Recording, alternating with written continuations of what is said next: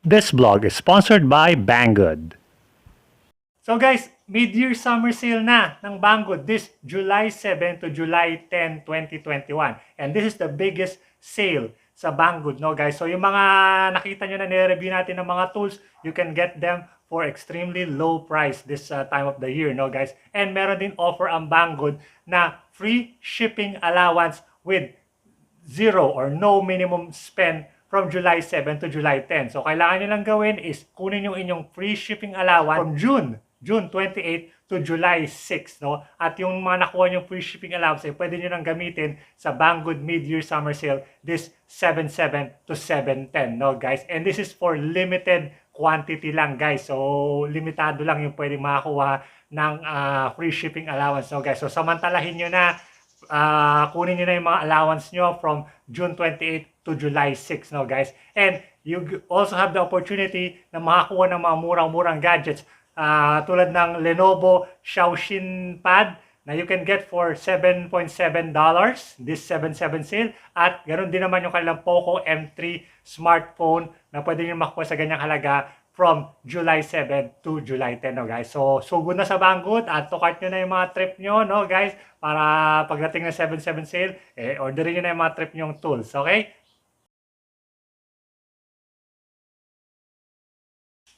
Hey guys, ito ulit si Gene. Welcome sa 11.9 Workshop. So ngayong hapon na ito guys, mag-review ulit tayo ng ating bagong power tool mula sa ating mga kaibigan sa Banggood, no guys. But before yon, gusto ko ulit magpasalamat sa lahat na nagla-like, subscribe at nag-share ng aking mga videos. At kung di pa kayo subscriber dito sa ating pagsasama-samang ito, subscribe naman kayo para makatanggap kayo ng mga latest updates dito sa ating vlog, no guys. So medyo busy ako ngayon, marami akong ginagawa, pero syempre kailangan magsingit ng mga tool reviews mula sa ating mga sponsors like Banggood, no guys. So ngayon, let's review yung kailang tool na pinadala sa akin kasama nung Works na screwdriver yung review natin last time. Pero bago yan, pakita ko muna sa inyo yung nireview natin dati. So nireview natin to dati guys, ito yung Violi Works na 100mm cordless angle grinder mula sa Banggood. And I like this one guys. Nakita niyo naman, gusto ko tong tool na to. Gusto ko yung kanyang build, yung kanyang brushless motor. And of course, gusto ko yung kanyang trigger type na switch. So yun ang mga paborito ko sa mga grinder, yung trigger type na switch. Pero ang ayoko dito guys, siguro yung quirk niya sa akin, para sa akin guys, is that yung kanyang lalagyan ng blade or yung kanyang blade diameter is only 100mm. Which is standard naman sa mga grinder ngayon, small grinders ngayon. Pero kasi minsan nakukulangan ako doon sa laki niya. Sanay kasi ako sa mga 125 or 5-inch na grinder disc para mas madaling makaputol. No? Halimbawa, yung 1x1 na square tube na bakal, pag 125, isang ano mo lang, isang pasada mo lang, putol na agad siya. But this one, minsan hindi niya inaabot yung dulo nung 125 nung 1-inch na square tube, no guys. So yun lang naman ang ko sa kanya, complain ko sa kanya. And so nung nakita ko sa Banggood ng 125mm na cordless angle grinder, edi kumuha ko. So ito na yan, pinadala nila sa akin. This one is their 125mm na brushless angle grinder na cordless na guys. And wala rin siyang brand. So katulad nung circular saw, nung jigsaw, wala, at saka nung router ko na galing sa Banggood, wala rin siyang brand. Ito, Violi Works, ito walang brand. So, but of course, it's a copy ng Makita. Kita-kita niyo naman, copy siya ng Makita. Meron pa nga siyang space dito para sa plate, pero hindi na nilalagyan ng plate, no? I think kung ano siguro, baka gawin nito Violi Works din. Patungan lang nila ng plate na Violi Works. Pero wala siyang tatak, so okay lang. Yeah, pero yung design niya is Makita talaga. And again, it's brushless motor. So, ano ba mas maganda sa dalawang to? Pagkumparahin natin, no? Pakita ko sa inyo kung ano yung mga advantage at disadvantage, pros and cons ng dalawa. At kung ano ba yung para sa akin mas magandang grinder, no? Let's go! Okay, hindi na natin unbox to dahil in-unbox mo na kanina pa. So, itong grinder na to, wala rin siyang kasamang accessories or anything. Ang kasama niya lang is ito, itong handle, itong blade cover, at itong kanyang wrench, no? So yun lang kasama sa box niya. Meron pala siya instruction manual pero wala na siyang battery. However guys, since this is Makita compatible sa kanya yung mga Banggood batteries natin, no guys. Ayan, pwede siya. Tanggal yung flange, hindi pala siya maigpit. Okay. So anyway, so like nasabi ko kanina, pareho silang brushless motor guys. Pero pagkakaiba, this one is bigger. And you can feel that do sa bigat. So, yeah, mas mabigat itong isa, itong 125 at mas sturdy yung build niya. Mas solid, kumbaga. Ito okay rin naman, maganda yung build quality, pero you can see na medyo payat siya ng konti. Ito, medyo malapad. And yeah, mas mabigat talaga siya as is, no? Kahit wala pa yung battery, mas mabigat na siya. And this one runs on, sabi ko nga, 18 volt or 20 volt na Makita type batteries tulad nito. And meron siyang 125mm na blade which is 5 inches na na blade yung kasya sa kanya, ito mga to. Which is good for me kasi mas marami akong 125 na blade, no? Na disc kasi I think galing sa tatay ko sa ibang bansa mas uso yung mga 125. So nagpadala siya sa akin napakaraming 125 na cutting disc. So ginagamit ko pa yan. However guys, kung bibili kayo ng 125 na grinder, baka mahirapan kayo maghanap ng cutting disc ngayon. Medyo pahirapan maghanap. Mas marami 100mm or yung 4.5 inch. Yung mga 5 inch is hindi ganong popular ngayon, no guys. So yun lang, konting ano lang sa inyo, baka mahirapan kayo maghanap ng mga disc. For me, marami akong 5 inch na disc. So, okay lang sa akin yung mga 125, no? Now, ano yung mga features nito? Ang main pagkakaiba nila guys is that ito, trigger type siya. Pero ito ay yung slide up na switch. And personally, ayoko nung ganitong klaseng switch, hindi ko siya trip, no guys. And ito switch nito is medyo wobbly and clunky, no? So, yun, medyo mahirap din siyang i-on. Hindi ka tulad ito, pigayin mo lang, okay na. No? Yun, medyo ano ko doon sa switch niya, medyo quirky ng konti yung switch niya. And meron din siyang variable speed, guys. No? Ito, nandito. So, according to sa Banggood, this runs at 800 RPMs. Or 800 watts. So, 800 watts, guys. And that's reasonable kasi brushless naman siya. So, reasonable na yung 800 watts for something like this grinder, no guys. At tapos, ang kanyang speed daw is maximum is 10,000 RPMs. So, 10,000 RPMs. Now, katulad nito guys, variable speed din ito. So, meron siyang variable speed dito guys na adjustment. So, pag sinindihan natin, ayan.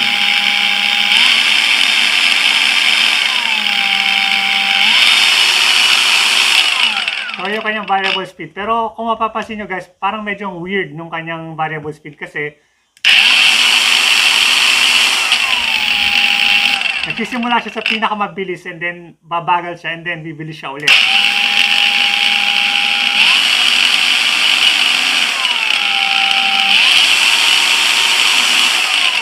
Para bang medium, low, tapos high speed. Hindi ko lang pagkakasunod-sunod kung ba't ganun yung kanyang variable speed. No? So, yeah, but it's a cheap tool. So, talagang expect natin na may mga ganyang quirks, di ba? Tapos ito guys, yung kanyang label dito is, ayan, kumakalog din. So, quirk din yan sa kanya, no guys? Yan. But anyway, yun lang. I think it's sturdy naman. It's okay naman. So, ngayon, testingin natin. Try natin mag-cut. Of course, idaan natin siya sa ating flange test. So, magkakat tayo ng, shafting test pala. Magkakat tayo ng 1 inch na steel shafting. Tingnan natin kung gaano siya kaganda mag-perform, no guys? Let's go.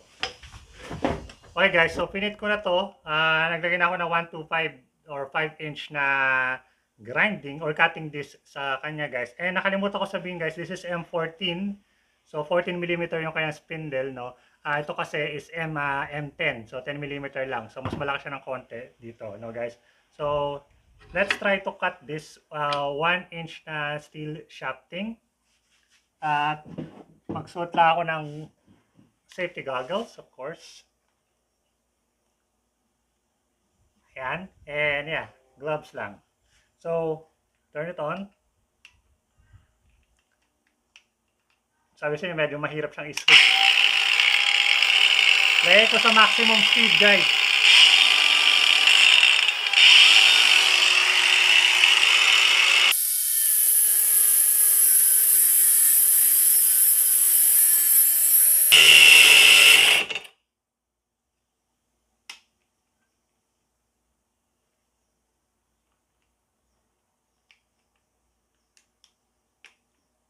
Okay, lobat na.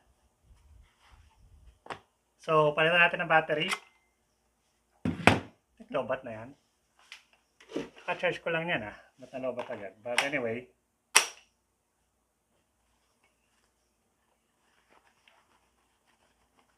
Alright.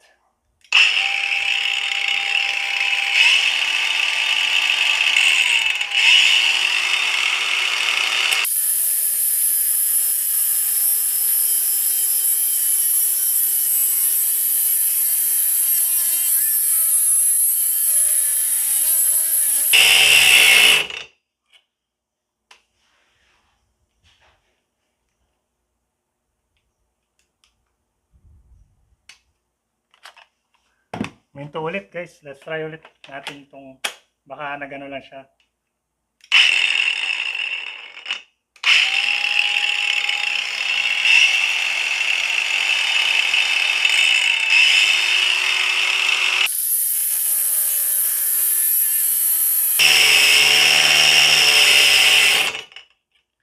Okay, I get it now. So, humihinto, meron din siyang heat sensor yata or safety feature na kapag masyado na mainit, yung kanyang motor, yung kanyang battery is humihinto na rin siya, no guys. So, palitan lang natin to ulit. Itong isa pa.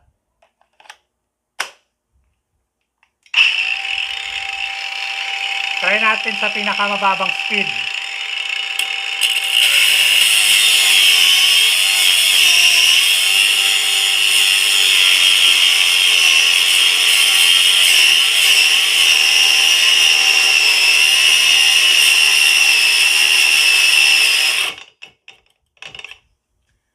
Okay, last one.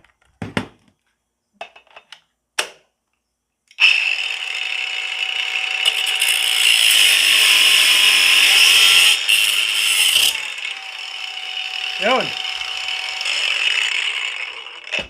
Okay. So, yeah, so medyo tailing yan, guys, no? So, nakita niyo naman yung mga nangyari, 'di ba? So, humihinto siya kapag masyado na siya mainit. No, guys. So, nung una akala ko nalobat na yung battery pero bagong charge ko yun So, nagulat ako. Pinat ako ng battery, meron din, huminto siya agad. I think yun na kasi nag-init na yung kanyang motor, no, guys. Tapos nung binalik natin yung battery kanina is okay naman siya. So, yeah, meron siguro siya sensor sa loob na umihinto talaga. But that's not ideal, guys. So, pag high speed ko siya, yun, madali siya huminto. Pero nung nilagay ko sa pinaka-low speed, mas okay sana yung umokay yung performance niya ng konti, no, guys. Pero siguro hindi talaga kaya yung mga ganitong kakapal na bakal. Pinilit lang natin na tapusin. Naputol naman niya. Smooth cut, diretso yung cut. Kaso yun nga, may mga issues na nag-arise dun sa ating test, no, guys. So, yun. Okay guys, so final thoughts ko dito sa 125 cordless brushless na angle grinder mula sa Banggood. Okay naman siya guys. Actually okay. Actually yung ginawa natin test kanina, shafting yun guys, 1-inch shafting na solid steel. I don't think na magpuputol kayo ng mga ganyang klaseng bakal anytime soon. Madalas natin pinuputol naman sa using angle grinder is mga angle bar, flat bar, o yung mga square tubular, no guys, na malilipis lang yung bakal, no guys. So, pagdating doon, this is more than adequate para sa ganong trabaho, no guys. Yung sa shafting, medyo nahirapan nga siya. Ilang beses tayo nag-swap ng batteries para lang lumuwag siya ng konti. And, yeah, medyo uminit nga siya ng konti. But it still works. So, okay lang yan. Gumagana pa rin siya. Halos kapareho rin siya ng performance nito. Ganon din to Ito kasi uminto rin nung tinesting natin sa shafting test. Pero yun nga, nakita ko na mas capable siya on the slow speed. Tapos dahan-dahan lang, let the tool do the work. Gano'n naman dapat eh, di ba guys? Kaso medyo nagmadali yata ako kanina, nilagay ko agad sa high speed. So dapat pala low speed lang talaga siya no, pag ganong kalalaking items no guys. So I would still recommend this. This is still a good cordless angle grinder as a backup no guys. Kung meron kayong mga Makita batteries, pwede dito yan. Backup lang na grinder para sa inyong shop no guys. Ito kasi ayoko nagpapalit ng mga grinding disc no. Gusto ko pag gumagamit ako parang barena lang, yung isa pang grinding, yung isa pang cutting no. So okay din to para sa akin na dalawa. Yeah, so this will be here in the shop and this will magiging party rin to ng ating shop no. Yun. Okay guys, so interesado kayo sa cordless grinder na to guys, nasa baba yung link. Nandyan yung promo code din na pwede nyo gamitin para makuha kayong discount guys. And of course, malapit na ang Banggood mid-year summer sale this July 7 no guys. So tulad naman sinabi ko doon sa una, pwede kayong makakuha ng allowance or free shipping allowance with zero or minimum spend, no minimum spend na pwede nyong magamit sa Banggood summer sale year-end sa mid-year summer sale from July 7 to July 10 no guys. So check nyo yan guys, nasa description lahat yung mga kailangan yung links para dyan no guys. So again guys, thank you so much for watching. This is Gene from 11.9 Workshop. I'll see you guys again next time. Mag-review tayo ng isa pang mga Banggood tools ulit of course. At I think umorder ako ng bagong tool. Surprise muna. Papakita ko yun na sa inyo next time kung ano yung in-order kong tool. And yeah, ma-enjoy natin yun, no, guys. So that's it. This is Gene again from 11 Workshop. I'll see you guys again next time. Adios.